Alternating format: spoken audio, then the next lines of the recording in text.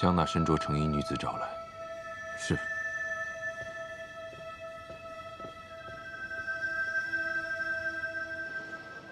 二位女郎，请留步。女郎果然花容月貌，气质不俗，怪不得呀。我家郎君在酒坊遥遥见到女郎一面，心中牵挂，于是令我等前来相邀，还望女郎随我前去见过我家郎君。明白了，这是遇见了登徒子，登徒子派人强抢民女啊！不得无礼。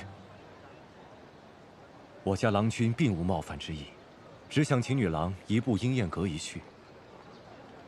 你家郎君可是司马交？大胆！岂可直呼郎君名讳？你怎么知道？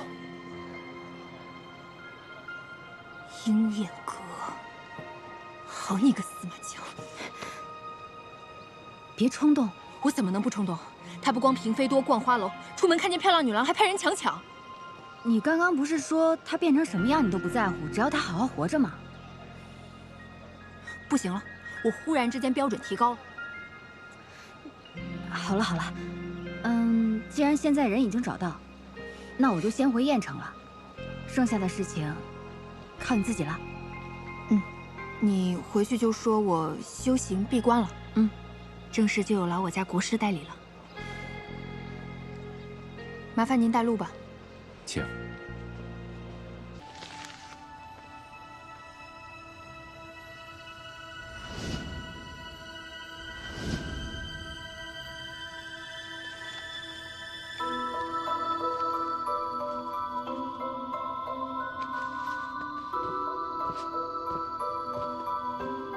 人找到了。是。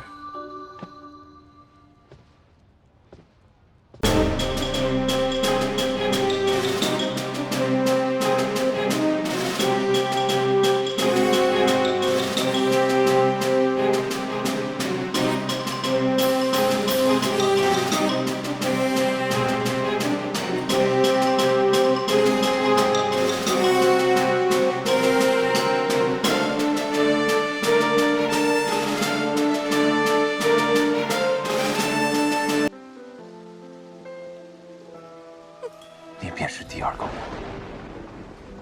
拥有超过一切生灵的力量。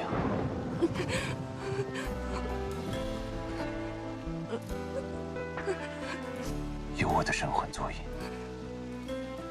你也不用再承受灵火给你带来的痛苦。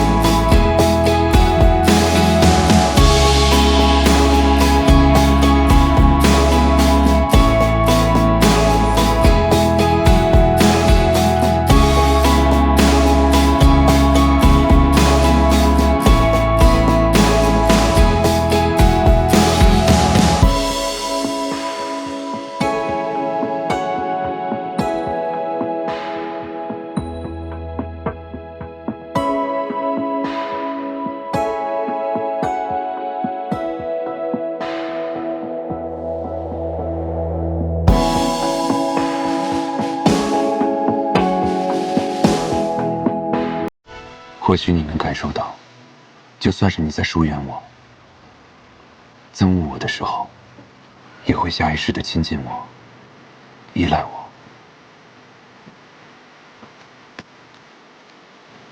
因为你的灵符里还开着属于我的花。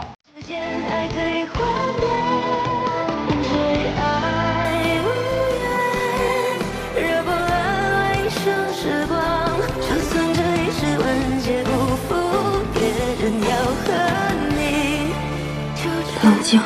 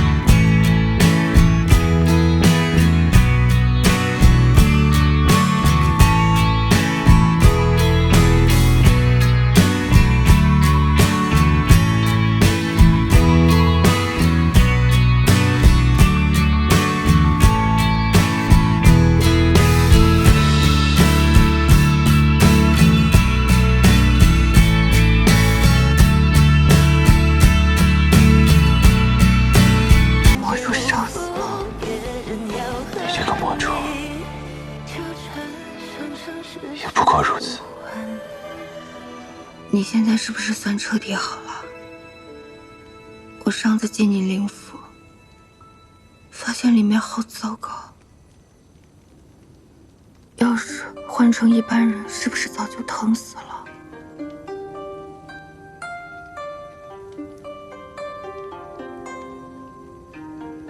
我是一般人吗？那便是没事了。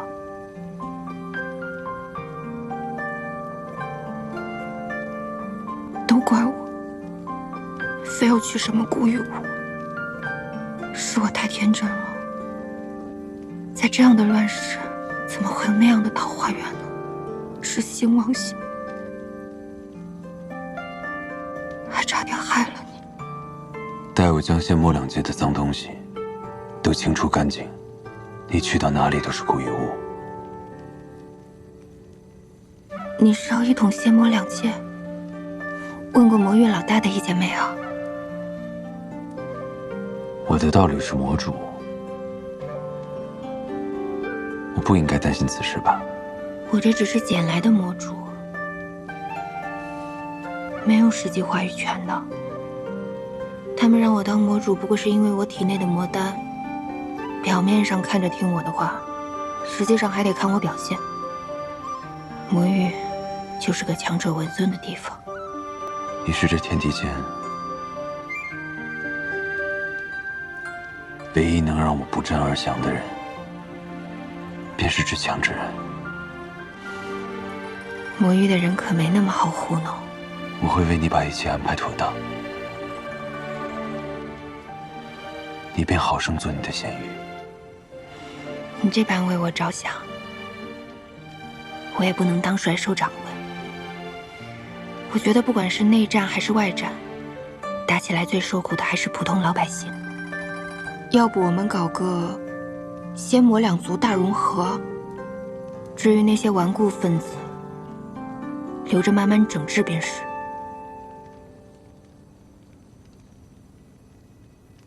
听你的。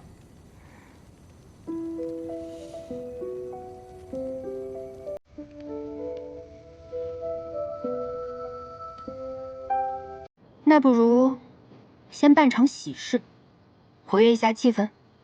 如今有何喜事？也不知仙魔两界和亲，算不算？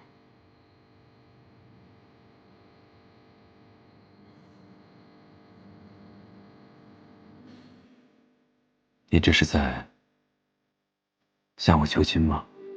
你要这样想，我也无法反驳。你敢戏弄我？那我们什么时候成亲？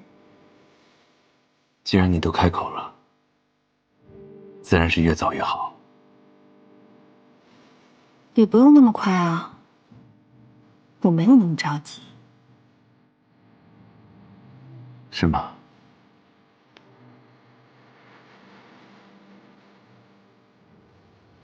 魔主不急，先出去。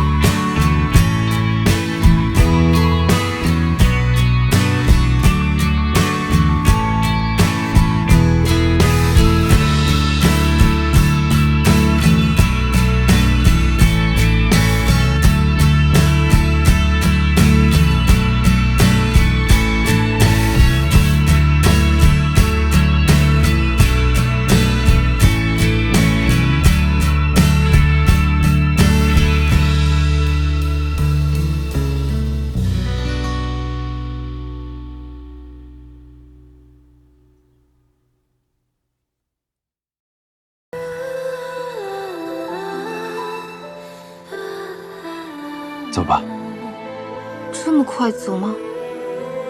不然你想再来一次？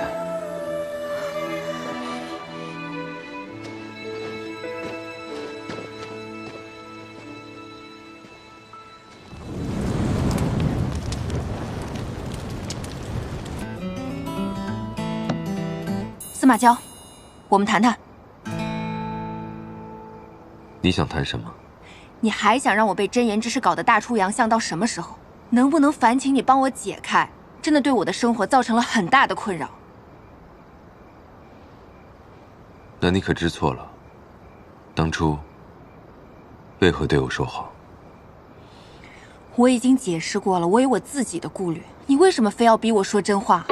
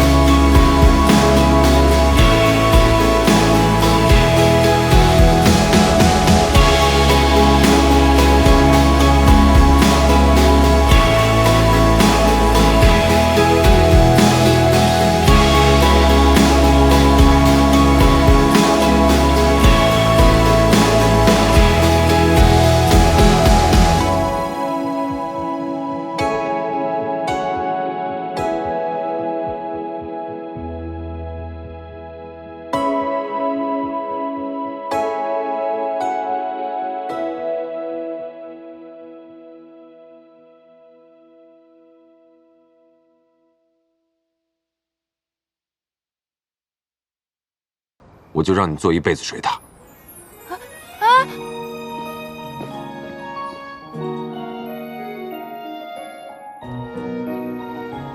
司马娇那句话到底什么意思啊？还是说他对我产生了一些非分之想？不，他这种人不可能爱上别人的吧？可他那个眼神会不会也太真挚了点啊？哎，真的是烦死了。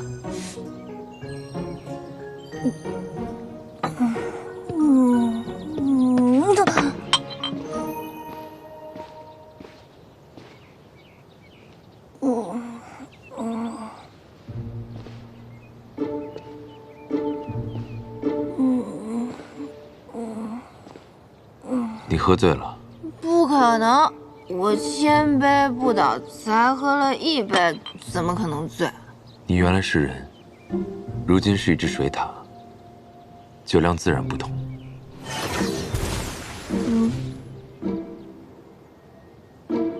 这些都是给自己准备的。不然呢？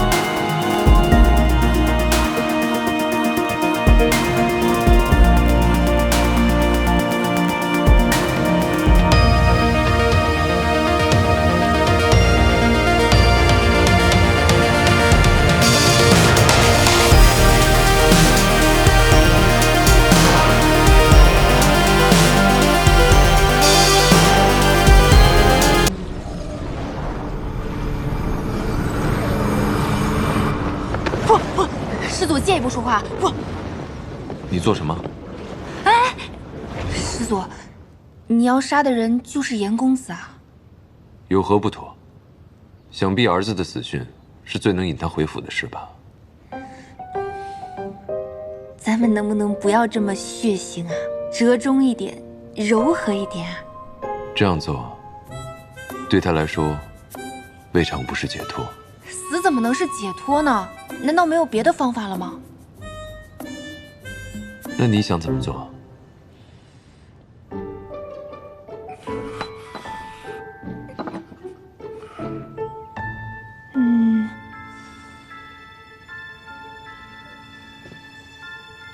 咱们阻止他继续当一个生育工具不就好了？不如我们促成他跟亲娘私奔，这样也相当于妨碍了严家培养凤山血脉的计划，严老爷也能回府。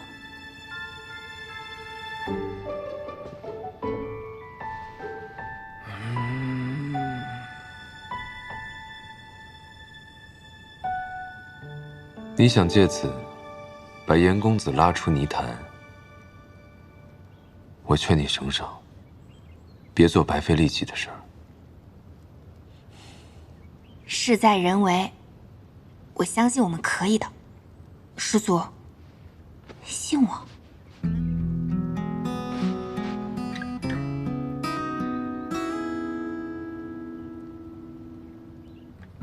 真是不撞南墙不回头啊！总要试了才知道。那我去帮亲娘做准备啦。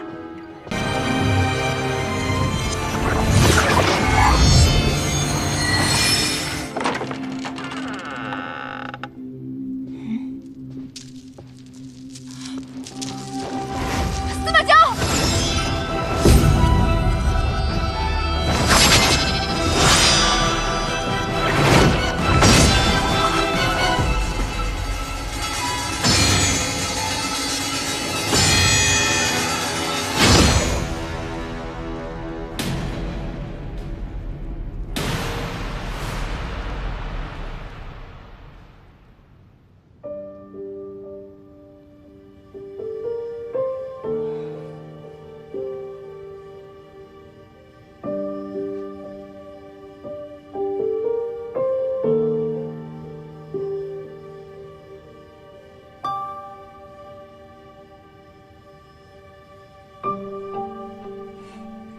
师祖，我专门打的蝴蝶结，是不是很可爱？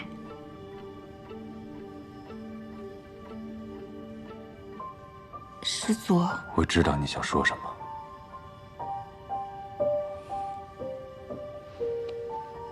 我还是想说，你不是严环，你是你自己。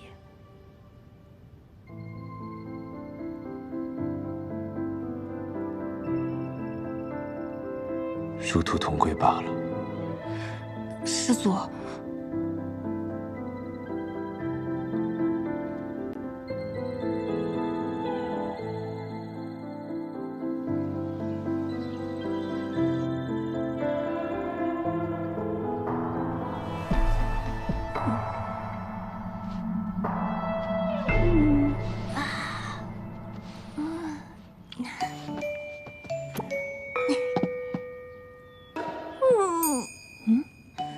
一般我醒过来，司马交也会睁眼，这回怎么还没有动静啊？该不会是晕过去了吧？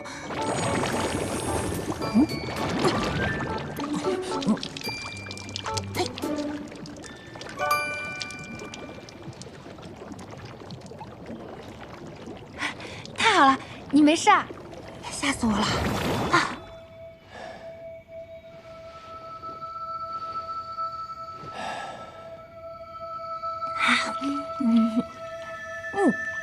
杀了他，杀了他，让他结束你这悲惨的命运。小儿，小儿，母亲，师祖你怎么了？我做了个梦。师祖你不仅睡着了，竟还做梦了。哎，你梦见什么啦？我梦到了那个女人。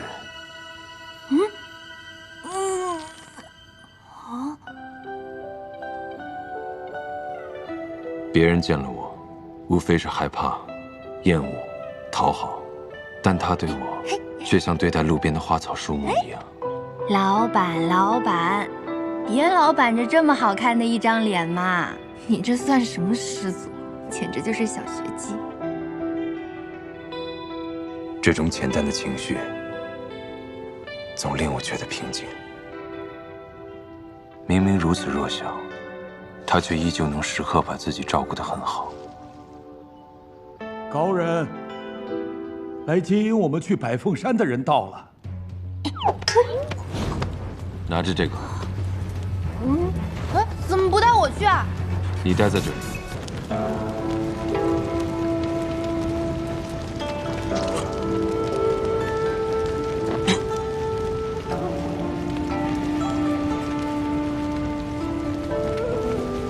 只要我存在，司马氏的命运便无法改变。若有一天，世间再无凤山灵火，司马氏一族或许能得到解脱。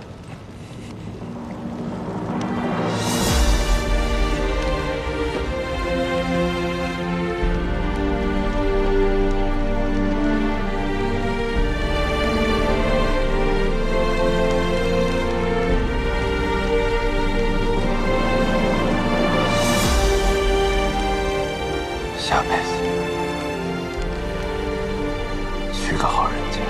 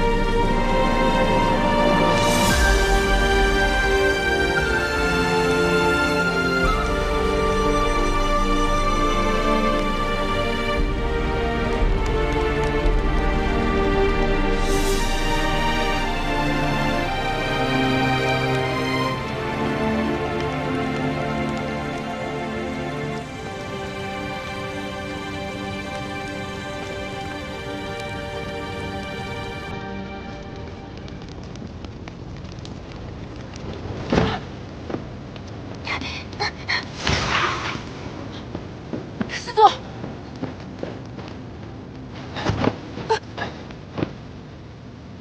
你怎么把自己搞得这么狼狈啊？我快要死了。你干什么玩笑？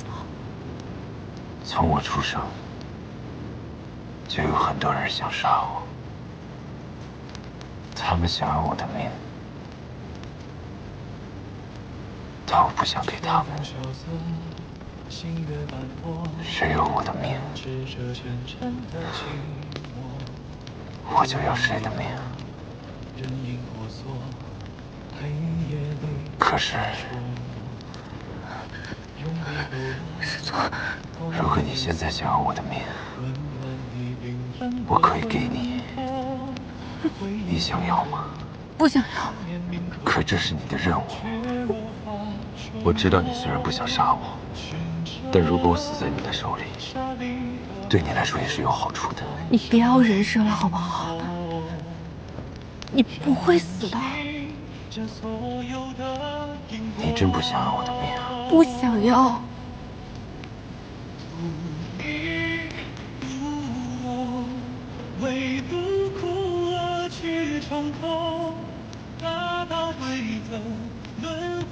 那你会和我一起死？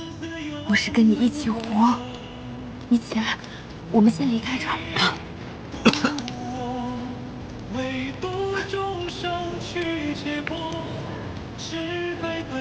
师祖，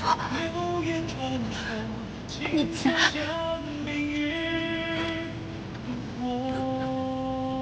只有彻底毁了这里，才能让凤山血脉再不遭他人利用。我一死，我的身体就会被这火烧光。不，我一点血肉都不给他们留。这凤山一族也就彻彻底底灭亡了。这灵火一熄灭，更沾先父的命脉，也就断了。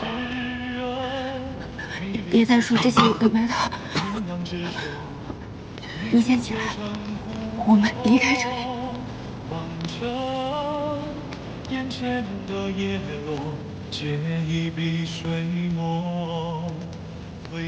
我以为你会跑，我叫你跑，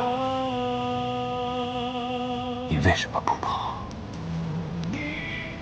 你这样一点都不威风，一点都不帅，你振作一点。反正都要被烧成灰了，是什么样子重要吗？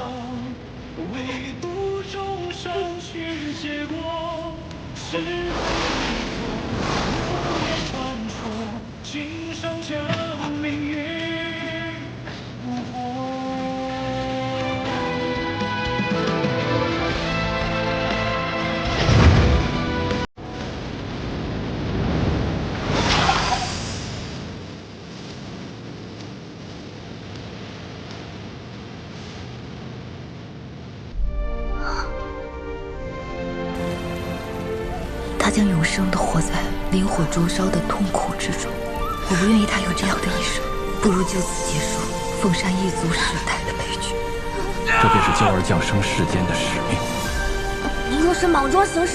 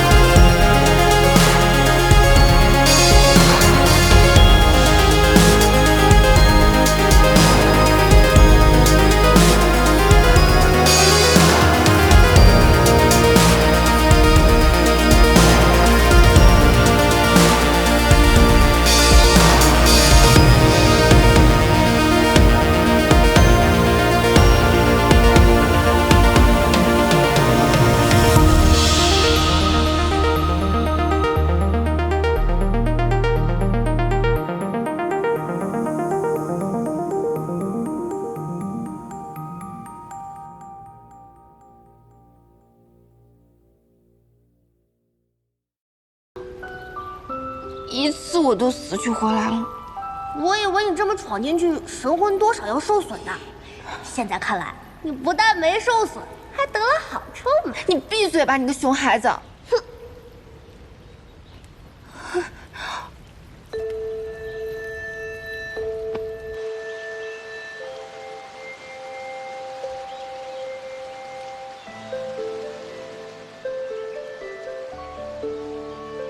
他不是喜欢你吗？说不定你能进去呢。师祖，我来救你了，开个门呗。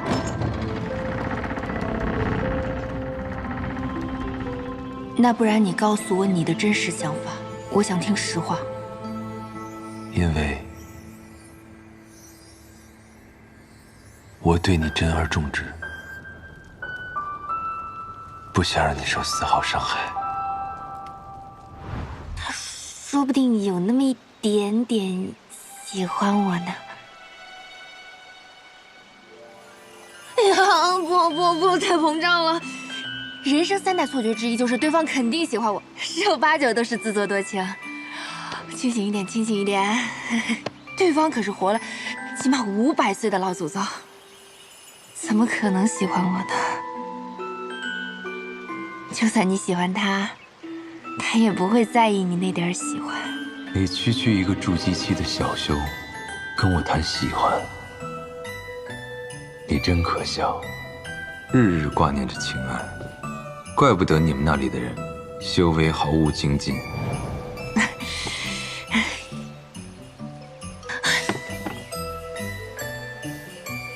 我不可能救了一半不救了吧？这半途而废的岂不是更浪费？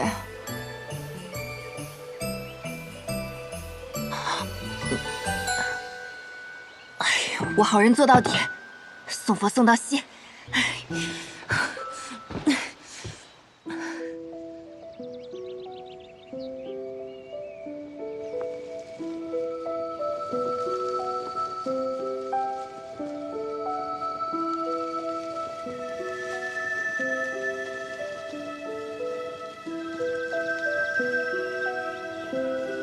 廖天言的灵府竟如此宁静舒适。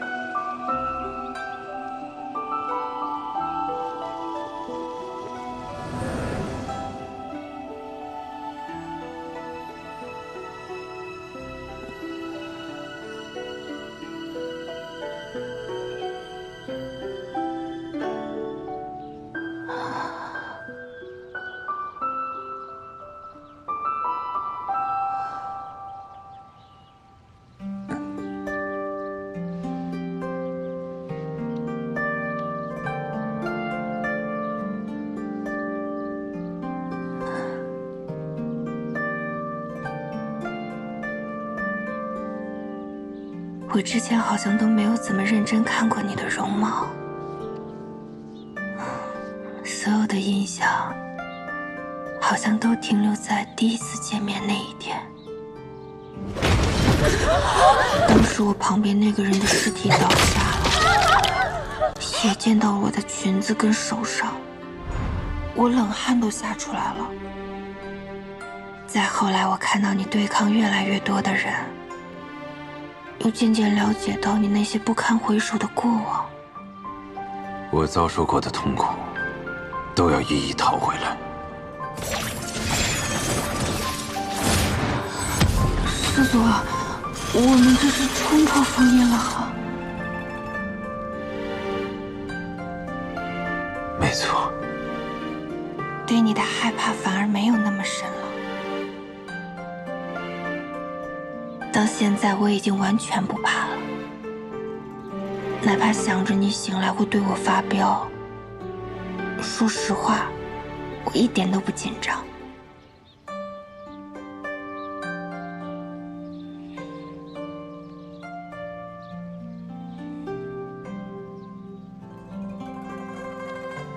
这么柔的耳垂，怎么没生成个有妇之人？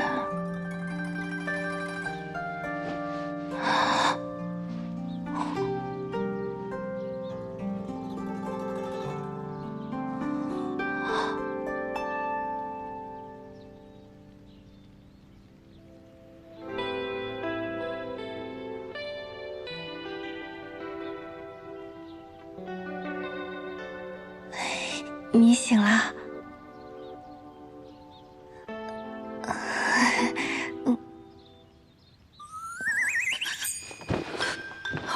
目前这个问题很难跟你解释。熊孩子臭火苗，说什么起码要帮他融合修养3次，他才能苏醒。现在才2次，谁教你的数学啊？我似乎睡了一个好。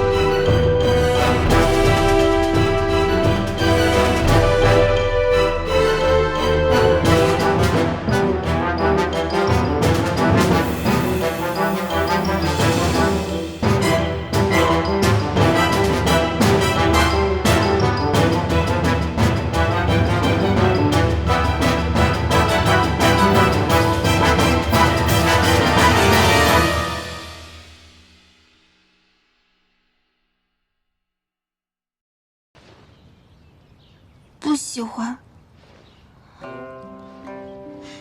看来你这次受伤还真挺严重的，连真言之势都失灵了。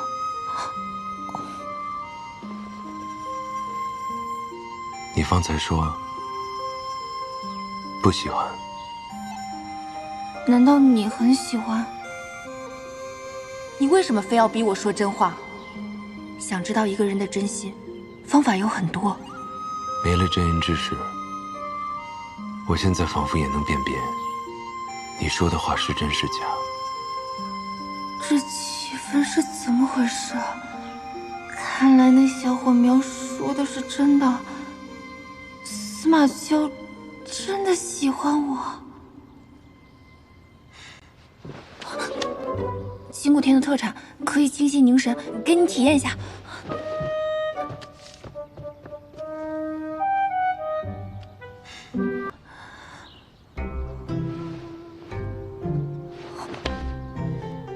你怕什么？你说我怕什么？师祖饶命！我真的受不了了。不饶。怎么？不喜欢？不喜欢。看来你这次受伤还真挺严重的，连真言之势都失灵了。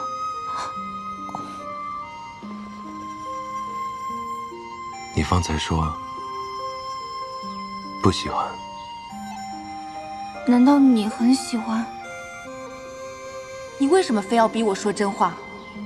想知道一个人的真心，方法有很多。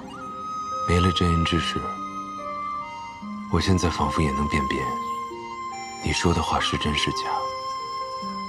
这气氛是怎么回事啊？看来那小火苗说的是真的，司马萧真的喜欢我。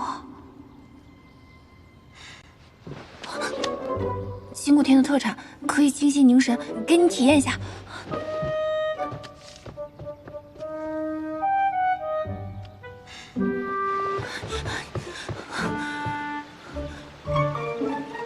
这人哪像刚受过重伤的样子？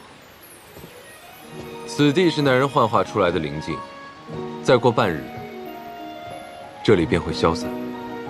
哦，怪不得这天都不会黑的。也没有追兵。哦，对了，那个高人让我转告给你，说这个世间还有其他灵火存在，什么意思啊？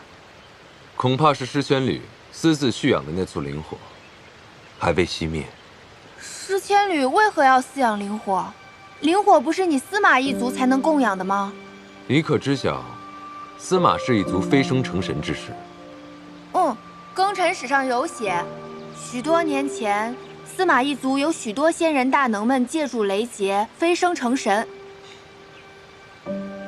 飞升成神，只不过是这世间的一个笑话罢了。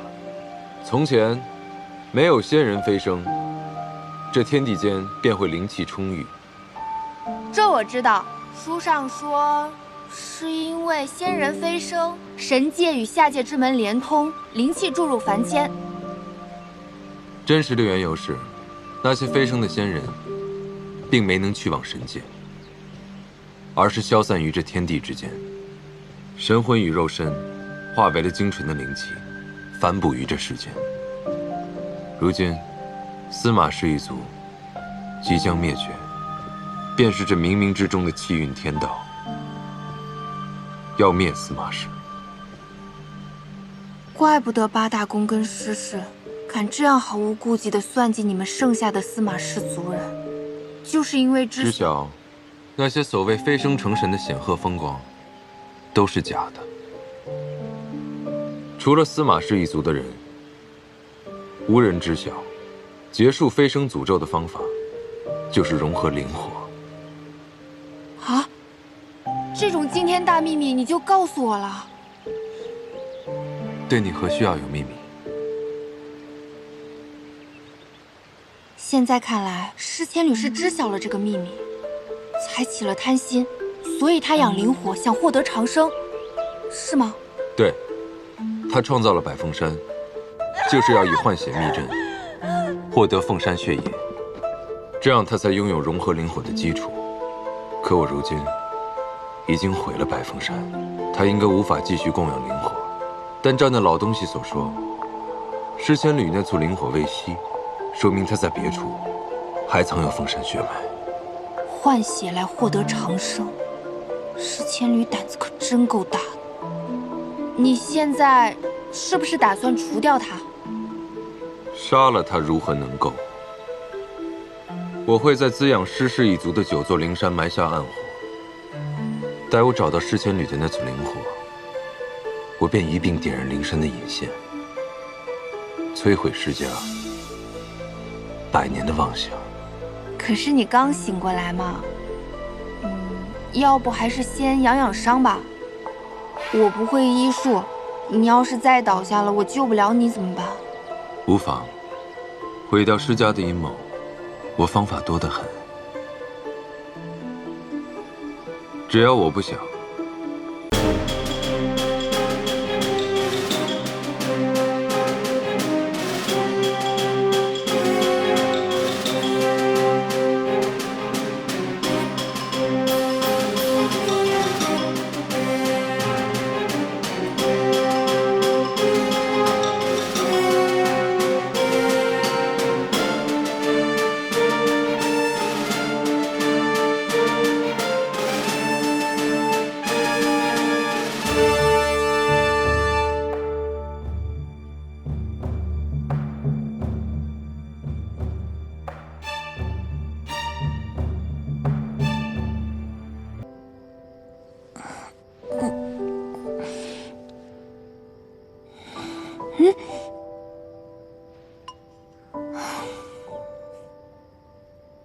你回来啦？回来了。哦，你这拿的是什么？这个是我在一个宝库里面看到的，觉得还不错，就带回来给你玩。这应该不是个单纯的镜子吧？这个怎么用啊？这面镜子只要有灵力，即便2面镜子相隔万里，也能看到对方的状况。可惜画质没有手机的清楚。什么？没什么，我很喜欢。